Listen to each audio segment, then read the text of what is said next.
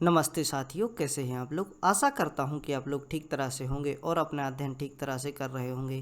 भारतीय इतिहास की यात्रा का यह 84वां व्याख्यान है और इसके अंतर्गत हम दांडी यात्रा एवं गांधी इरविन समझौते के बारे में अध्ययन करेंगे।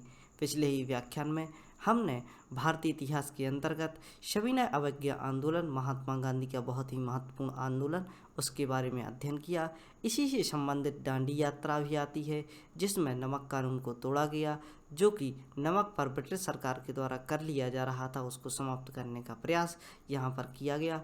और साथ ही सविनय अवज्ञा यानी सविनय पूर्वक अंग्रेज़ों की जो भी योजनाएं चल रही थी उनकी अवज्ञा करना, या जो भी नौकरियां कर रहे थे जो भारतीय लोग, उनकी अवज्ञापूर्ण तरीके से उन नौकरियों से बाहर निकलना एवं विदेशी वस्तुओं के बहिष्कार से संबंधित बातों को हमने समझने का प्रयास किया। आइए समझने का प्रयास करते हैं दांडी यात्रा के बारे में एवं गांधी इरविन समझौते के बारे में, जो कि 1930 और 1931 के बीच घटित घटनाएं हैं। हमेशा की तरह ही हमने जानकारी के लिए एकत्रित करके नोट डाउन कर लिया है, अतः इसके अनुसार हम समझने का प्रयास करेंगे कि कौन कौन से जो आवश्यक तत्व थे वह दांडी यात्रा में शामिल थे। दांडी यात्रा की हम बात करें तो गांधी जी द्वारा अपनी 14 सूत्रीय जो मांगे यहाँ पर अंग्रेज़ों के खिलाफ की गई थी, या अंग्रेज़ों के विरुद्ध इन्होंने अपनी मांगे रखी थी, उनके बारे में हमने समझा। और इन्हीं के बारे में हम देखते हैं कि अपनी मांगों पर ब्रिटिश सरकार द्वारा कोई भी ध्यान दिया ना जाने पर इन्होंने एक आंदोलन प्रारंभ करने का निश्चय किया। और इस दौरान कांग्रेस की कार्यकारिणी समिति द्वारा सविनय अवज्ञा आंदोलन प्रारंभ करने के लिए अधिकृत गांधी जी ने सविनय अवज्ञा आंदोलन प्रारंभ करने के लिए नमक कानून तोड़ने की योजना बनाई। सविनय अवज्ञा आंदोलन की शुरुआत कहाँ से होती है? नमक कानून तोड़ने से। यानी सविनय अवज्ञा आंदोलन को आपने समझा, और यहाँ से हम देखते हैं कि जो भी इनकी मांगें थी, इन मांगों को पूरा करने के लिए विरोध प्रारंभ किए गए और विरोध का नाम दिया गया सविनय अवज्ञा आंदोलन, और इसके अंतर्गत ही नमक कानून को तोड़ा गया। और हम देख सकते हैं कि नमक को इस प्रकार के आंदोलन में महत्वपूर्ण मुद्दा बनाया जाता है क्योंकि ब्रिटिश सरकार इसे अनावश्यक वस्तु की बिक्री को नियंत्रित कर रखा था। यानी हम देख सकते हैं जो भी यहाँ पर जो कि आवश्यक वस्तुएं हैं और इस प्रकार की जो वस्तुएं जो भारत की जनता की रोज़मर्रा की ज़िंदगी से संबंधित है, उन पर यह कर लगाकर अपना जो भी राजस्व है वह प्राप्त किया करते थे। अतः महात्मा गांधी द्वारा इन बातों को समझा गया और उन्होंने उसी बात पर जोर किया जो कि एक अहिंसात्मक तरीके से इसका विरोध किया जा सके और इसको समाप्त किया जा सके, क्योंकि ब्रिटिश सरकार द्वारा इस अनावश्यक वस्तु की बिक्री पर नियंत्रण रखा जा रहा था और इस पर कर आरोपित किया, जिसका न सिर्फ गरीबों पर बल्कि साधारण जनता हुआ करती थी उस पर प्रतिकूल प्रभाव पड़ा। गांधी जी ने 12 मार्च 1930, जो कि आपको याद रखनी है यह डेट, 12 मार्च 1930 ईस्वी को नमक सत्याग्रह अपने चुने हुए 78 सहयोगियों के साथ साबरमती आश्रम से प्रारंभ किया। यानी यहाँ पर आपको याद रखना है, जो भी यहाँ की डेट है वो भी महत्वपूर्ण है। 12 मार्च 1930 का समय होता है जब नमक सत्याग्रह अपने 78 सहयोगियों के साथ यह साबरमती आश्रम से प्रारंभ करते हैं। यात्रा के दौरान गांधी जी के उपदेशों से प्रभावित होकर बड़ी संख्या में लोग यात्रा में शामिल हुए, और हम देखते हैं कि जिस प्रकार इस आंदोलन की शुरुआत की जाती है केवल 78 सहयोगियों के साथ, जैसे जैसे इनके उपदेशों के बारे में लोगों को जानकारी प्राप्त होती है और गांधी जी से बहुत सी जनता प्रभावित वैसे ही थी, और अपने कार्यकाल के दौरान इन्होंने ऐसे कार्य किए थे, इन्होंने बार बार सरकार के लिए अपने कार्यों के अनुसार झुकाया था। और हम यहाँ पर देख सकते हैं कि इनके उपदेशों से प्रभावित होकर जनता इनके साथ शामिल होती है। साबरमती से दांडी यानी यहाँ नवसारी गुजरात का जो क्षेत्र था, यहाँ से 200 मील की यात्रा कर 24 दिन में जो यहाँ की यात्रा प्रारंभ कर ली गई थी। 5 अप्रैल का समय होता है, जो कि 12 मार्च से प्रारंभ की हुई यात्रा 5 अप्रैल को दांडी पहुँचने, यानी दांडी नाम का एक स्थान था वहाँ पर यह पहुँचते हैं, अतः इसे दांडी यात्रा। यानी यदि अब अपन किसी भी स्थान तक पहुँचते हैं तो उस स्थान का विशेष कोई नाम होता है। यानी यदि आपको कहीं जाना है तो उस स्थान का नाम होगा तो उसे इसी नाम से जाना जाएगा। अतः दांडी तक पहुंचने का इनके द्वारा जो भी अपना जो लक्ष्य रखा गया था, दांडी तक पहुंचते हैं, इसलिए इसे दांडी यात्रा कहा जाता है। तथा 6 अप्रैल की सुबह दांडी के समुद्र तट पर सांकेतिक रूप से नमक कानून को तोड़ा जाता है। नमक कानून तोड़ने के साथ ही सविनय अवज्ञा आंदोलन का शुभारंभ भी यहीं से हो जाता है, जिसकी व्यापकता से संपूर्ण भारतीय जनमानस प्रभावित होता है। सविनय अवज्ञा आंदोलन में हम देख सकते हैं कि किस प्रकार के विरोध हुए, जगह जगह से यह विरोध निकल कर आए। इन विरोधों के द्वारा विदेशी वस्तुओं की होली जलाई गई, नौकरियों को, जो कि ब्रिटिश सरकार की नौकरियां हुआ करती थी, उनको त्यागा गया, लोगों ने अपनी पदवियां छोड़ दी और भी जो भी कार्य थे, इन कार्यों के द्वारा यह विरोध जताया गया। और हम समझ सकते हैं इसकी व्यापकता को और आगे देखने का प्रयास करते हैं। अब हम बात करेंगे गांधी इरविन समझौते के बारे में। गांधी इरविन समझौते की जो डेट है वह है 5 मार्च 1931। 1930 में नमक कानून को तोड़ा गया और हम देख सकते हैं कि 5 मार्च 1931 को यह जो महात्मा गांधी और इरविन के मध्य जो समझौता होता है उसके बारे में हम जानकारी लेते हैं कि इस समझौते से संबंधित क्या बातें हैं जो आपको याद रखनी चाहिए। आइए देखते हैं। प्रथम गोलमेज सम्मेलन के पश्चात ब्रिटिश सरकार यह समझ चुकी थी कि बिना कांग्रेस का सहयोग से भारत में कोई भी विषय पर समाधान तक पहुंचना संभव नहीं है। अतः ब्रिटिश सरकार ने द्वितीय गोलमेज सम्मेलन में कांग्रेस को शामिल करने का कार्य वायसराय इरविन को सौंपा। यहाँ पर हम देख सकते हैं कि जिस प्रकार के विरोध निकल कर आ रहे थे उनमें प्रमुख भूमिका कांग्रेस की हुआ करती थी। अतः कांग्रेस के साथ बात किए बिना किसी भी समस्या के समाधान तक पहुंचना लगभग असंभव था, जो कि ब्रिटिश सरकार द्वारा समझा गया था। और इस बात को समझते हुए ब्रिटिश सरकार द्वारा अपने जो इरविन हुआ करते थे, इरविन के लिए इस समस्या का समाधान निकालने के लिए, यानी कांग्रेस से बात करने के लिए इन्हें भारत भेजा जाता है। और हम देखते हैं कि किस प्रकार इनकी जो बात है इनसे होती है। इस उद्देश्य की पूर्ति हेतु वायसराय ने 26 जनवरी 1931 को कांग्रेस के प्रमुख नेताओं को रिहा कर दिया। यानी हम देख सकते हैं कि जो विरोध हो रहे थे, विरोध को दबाने के लिए जो यह प्रयास किए जा रहे थे, बड़ी संख्या में सविनय अवज्ञा आंदोलन के अंततः समय में जो भी क्रांतिकारी हुआ करते थे, जो हिंसात्मक एवं अहिंसात्मक रूप से जो भी कार्य कर रहे थे, सभी के लिए बड़े स्तर पर गिरफ्तारी होती है। और हम यहाँ पर देख सकते हैं विरोध के बढ़ते स्वरूप को देखकर भारत में जो अव्यवस्थाएं फैल चुकी थी, अव्यवस्थाओं को व्यवस्थित करने के लिए, यानी यहाँ की प्रशासन की व्यवस्था को व्यवस्थित रूप से चलाने के लिए कांग्रेस के सहयोग की आवश्यकता ब्रिटिश सरकार को खलती है। और वायसराय जो कि इरविन हुआ करते थे, यह मध्यस्थता का कार्य करते हैं। और हम देखते हैं कि वायसराय के मध्य समझौते के अनुसार तेज बहादुर सप्रू एवं जयकर ने मध्यस्थता की भूमिका निभाते हैं। यानी हम देख सकते हैं कि जो वायसराय की बात किनसे होती है, 2 नेताओं से होती है, जिनमें तेज बहादुर सप्रू होते हैं और जयशंकर होते हैं। यह दोनों मध्यस्थता का कार्य करते हैं, यानी गांधी और गांधी के साथ जो कांग्रेस चल रही थी उनको वायसराय से मिलाने के लिए यह मध्यस्थता करते हैं या मिलाने का कार्य करते हैं। प्रारंभ में गांधी जी और वायसराय के मध्य पत्राचार होता है। यानी हम देख सकते हैं सबसे पहले यह एक दूसरे को लेटर लिखते हैं, यानी लेटर के माध्यम से समस्या का समाधान निकालने का प्रयास किया जाता है। अतः कालांतर जहाँ भी शब्द प्रयोग होता है आपको समझना चाहिए, यानी इसी समय की बात हो रही है। और इसी समय 17 फरवरी से 4 नवंबर तक, यानी फरवरी से लेकर 4 नवंबर तक हम देख सकते हैं कितना लंबा समय होता है। दोनों के मध्य कई वार्ताएं होती हैं। अंततः 5 मार्च 1931 का जो समय होता है जब दोनों के मध्य समझौता होता है। इस समझौते में गांधी जी और इरविन के नाम से जाना जाता है। यह जो समझौता होता है वह गांधी इरविन समझौते के नाम से जाना जाता है। यह समझौता, यह जो आमने सामने की इनकी जो बातचीत होती है उसके माध्यम से यह प्रस्तुत किया जाता है। चलिए आगे देखते हैं गांधी इरविन समझौते के बारे में क्या बातें होती हैं। इस समझौते को दोनों पक्षों ने स्वीकार किया। यानी हम देख सकते हैं जब समझौता होता है तो समझौते के अनुसार दोनों पक्षों की बातों को रखा जाता है और दोनों पक्ष एक दूसरे से जो भी बातें होती हैं उनको मानने का प्रयास करते हैं।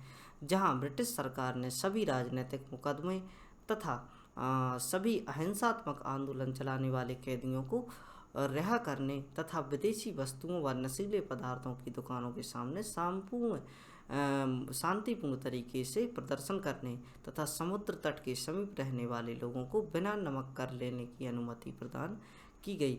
यानी यहाँ पर हम विशेष बातों को समझने का प्रयास करते हैं कि जब समझौता होता है तो इनकी जो भी मांगें रखी जा रही थी उन मांगों को धीरे धीरे कर मानने का प्रयास किया जा रहा था। यहाँ पर हम देख सकते हैं कि जो भी यहाँ पर कैदी हुआ करते थे, यानी जो नेता हुआ करते थे, जो जिनके द्वारा आंदोलन को नेतृत्व प्रदान किया जा रहा था, उनके ऊपर जो राजनीतिक मुकदमे चलाए जा रहे थे, यानी देशद्रोह से संबंधित जो भी मुकदमे चलाए जा रहे थे उनको मुक्त करने की बात की गई। सभी अहिंसात्मक आंदोलन चलाने वाले कैदियों को रिहा कर दिया गया। यानी जो अहिंसात्मक तरीके से जो भी विरोध कर रहे थे उनको रिहा कर दिया गया। और विदेशी वस्तुओं व नशीले पदार्थों की दुकानें जो कि यहाँ पर खुली हुई थीं, उनके सामने शांतिपूर्ण प्रदर्शन करने तथा समुद्र तट के समीप रहने वाले लोगों के लिए नमक लेने की अनुमति प्रदान कर दी गई। यानी एक और तो इन्होंने दुकानों के सामने जो भी आंदोलन किया करते हैं उनके लिए परमिशन दे दी कि अब शांतिपूर्ण तरीके से प्रदर्शन कर सकते हैं, और साथ ही इन्होंने जो कि समुद्र तट के निकट रहने वाले लोगों को नमक बनाने के लिए बिना कर दिए हुए नमक बनाने के लिए अनुमति दे दी गई।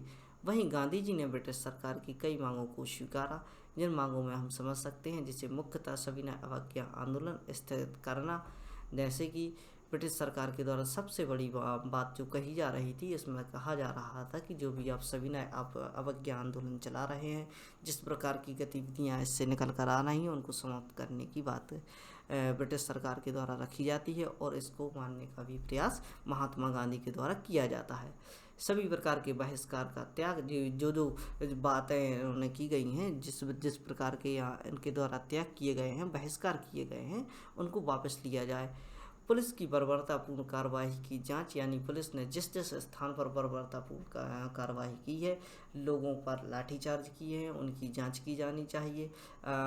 यह जो बातें यहाँ से निकल कर आ रही थी, उनकी जो मांगें थी उनको त्याग कर द्वितीय गोलमेज सम्मेलन में कांग्रेस को शामिल होने के लिए इनको बात को मनवाना था। यानी यह एक बात यहाँ से हम समझ सकते हैं कि जो बर्बरतापूर्ण कार्रवाई है उसकी जांच के लिए निरंतर विरोध चल रहे थे कि जो आपने जैसे कि जलियांवाला हत्याकांड में जो भी कार्रवाई की हैं, इन सब की मांगों को दरकिनार रख के आप द्वितीय गोलमेज सम्मेलन में शामिल हुई, और हम वहाँ पर बैठकर स्पष्ट रूप से इन सब के बारे में बातें करेंगे और देश को आगे बढ़ाने का प्रयास करेंगे।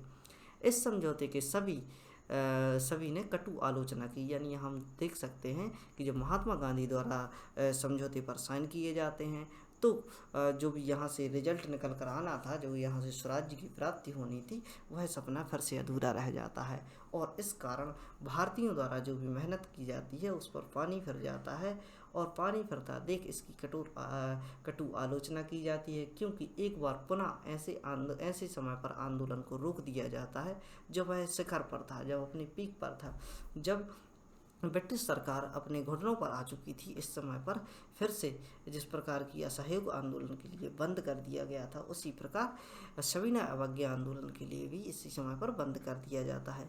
क्योंकि यहाँ पर एक बात और हमें समझनी चाहिए कि बार बार इन आंदोलनों को शुरू करके बंद क्यों किया जा रहा था।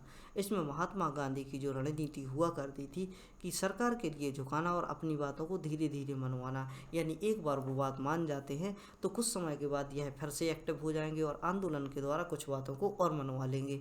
एक बात, और दूसरी बात यहाँ पर हमें समझनी चाहिए कि इसके पीछे इनकी नीति थी। जो भी यहाँ पर ब्रिटिश सरकार के द्वारा बर्बरतापूर्ण कार्रवाई यहाँ पर की जाने वाली थी, जिससे कि हिंसा भड़कने का कारण एक मौजूद था, चूँकि दोनों ओर से गुस्से की भावना आती थी। एक ओर तो जो सरकार जो विभिन्न देशों में अपना आधिपत्य स्थापित, अपनी कोठियाँ स्थापित किए हुए हैं, उसके पास आर्टिलरी है, गन है और बहुत से हथियार मौजूद हैं, और इसके सामने हिंसात्मक तरीके से लड़ने का मतलब था करोड़ों जानों का जाना, यानी भारतीयों की बड़े स्तर पर जाने जाती। इस प्रकार की बातों को सोचकर महात्मा गांधी द्वारा इन जो भी आंदोलन थे इनको वापस लिया जाता था। लेकिन एक और हम देख सकते हैं कि जहाँ क्रांतिकारी थे वह मरने मारने से नहीं डरते थे और वह आज़ादी के लिए अपनी जान न्यौछावर करने के लिए तत्पर रहते थे। अतः इस प्रकार के व्यक्तियों द्वारा उनकी आलोचना की जाती थी। और हम देख सकते हैं कि एक और यह भी सही है कि क्रांतिकारियों द्वारा जो बात रखी जा रही थी वह भी उसको भी सत्यता मान लिया जाता है।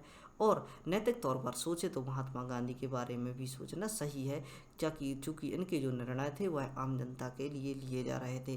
क्योंकि हर कोई व्यक्ति क्रांतिकारियों जैसा मजबूत नहीं होता, आम जनता पर भी इसका प्रभाव पड़ता था। अतः संपूर्ण जनमानस की बातों को ध्यान में रखते हुए इनके द्वारा इस प्रकार के निर्णय लिए जा रहे थे। अतः आपको इस प्रकार की बातों को समझना है और अपनी परीक्षा हॉल में जब भी आप बैठते हैं तो केवल एक ही पक्ष पर अपने विचारों को प्रकट नहीं करना है।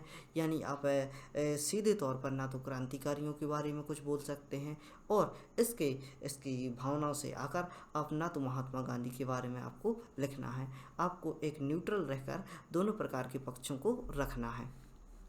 इस समझौते को लेकर युवा वर्ग ने काफ़ी उत्तेजित हुआ। यहाँ पर मैंने समझाया आपको कि किस प्रकार क्रांतिकारी युवा वर्ग होता था, वह उत्तेजित तरीके से यहाँ पर कार्य कर रहा था और जैसे ही आज़ादी की बात चलती थी वह अग्रसर होकर आगे आकर अपनी बातों को रखते थे और अपनी प्राण की बाजी लगाने के लिए, अपने प्राण न्यौछावर करने के लिए तत्पर रहते थे। क्योंकि भगत सिंह, यानी इस बात पे हम गौर करते हैं कि यहाँ पर हम देख सकते हैं कि युवा वर्ग, एक प्रमुख बात यह थी कि जो कि युवा वर्ग था जो कि महात्मा गांधी के विपक्ष में आ जाता है और इस समझौते के विपक्ष में आ जाता है। क्योंकि इसी समय पर एक घटना थी जिसमें हम देख सकते हैं भगत सिंह, राजगुरु और सुखदेव के लिए कुछ कारणों के चलते इन पर जो कोर्ट की जो अपीलें चल रही थी, जो कार्यवाही चल रही थी, सैंडर्स की हत्या एवं पार्लियामेंट में बम फेंके जाने की जो घटना थी, इसको लेकर इन पर जो मुकदमा चल रहा था और इनको मृत्यु दंड की सज़ा दी गई थी। और इस सज़ा को रोकने के लिए जो भी इसी समय पर गांधी इरविन समझौता किया जाता है वह असफल रहता है। अतः इनकी सज़ा माफ़ नहीं की जाती और इसके समझौते के बावजूद भी इनको फांसी दी जाती है। अतः युवा वर्ग का जो कि आक्रोश था यहाँ से निकल कर आता है। द्वितीय गोलमेज सम्मेलन की असफलता के पश्चात पुनः सविनय अवज्ञा आंदोलन प्रारंभ किए जाने के पश्चात यह समझौता भंग हो जाता है।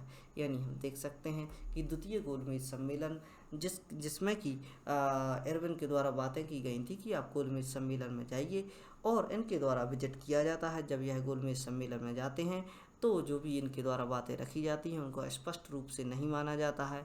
अतः कुल मिलाकर बात यह थी कि यह केवल इस जो भी यहाँ पर आंदोलन चल रहे थे, जो भी आंदोलनों को दबाने के प्रयास में यह इनके द्वारा बातें रखी जा रही थी, जिनके लिए यह सफल होते हैं। गोलमेज सम्मेलन में उनके लिए बुलाया जाता है और अपने तरीके से बातों को मनवाने का प्रयास किया जाता है। बातें अपने तरीके से मनवाने का जहाँ पर प्रयास किया जाता है तो इससे महात्मा गांधी संतुष्ट नहीं होते और भारत आकर पुनः उसको प्रारंभ करने का, आंदोलन प्रारंभ करने का बात करते हैं। और यहाँ पर हम देख सकते हैं कि इसकी व्यापकता यहाँ से समाप्त हो चुकी थी। जनता में आक्रोश व्याप्त था, अतः उनका साथ देने के लिए जो भी लोग मौजूद नहीं थे, इसके कारण यह समझौता भी भंग हो जाता है। और इसी प्रकार यह जो कि आंदोलन चलाया जा रहा था वह भी लगभग असफल रहता है। तो इस प्रकार आपने समझा गांधी इरविन समझौते के बारे में और साथ ही आपने समझा कि किस प्रकार दांडी यात्रा इनके द्वारा प्रारंभ की गई, महात्मा गांधी के योगदानों के बारे में समझा, इससे संबंधित परिस्थितियों को जानने का प्रयास किया कि किस प्रकार इन्होंने कार्य किए और किस प्रकार की आलोचनाएं इनके संबंध में की जाती हैं। आशा करता हूं कि यह छोटे छोटे से प्रयास आपको समझ आ रहे होंगे। यदि आपको यह प्रयास समझ आते हैं तो इसको अप्रिशिएट कीजिए, लाइक कीजिए और ज़्यादा से ज़्यादा बच्चों को जोड़ने का प्रयास कीजिए जो कि इस प्रकार की जानकारी लेना चाहते हैं। और यदि आपका यह प्रयास रहता है, आपका जो सहयोग रहता है, तो हम आगे भी इसको आगे बढ़ाने का प्रयास करेंगे और निरंतर लेक्चर्स के माध्यम से आपको महत्वपूर्ण जानकारी उपलब्ध कराने का प्रयास करते रहेंगे। धन्यवाद। पढ़ते रहिए, खुश रहिए। जय हिंद, भारत माता की जय। धन्यवाद।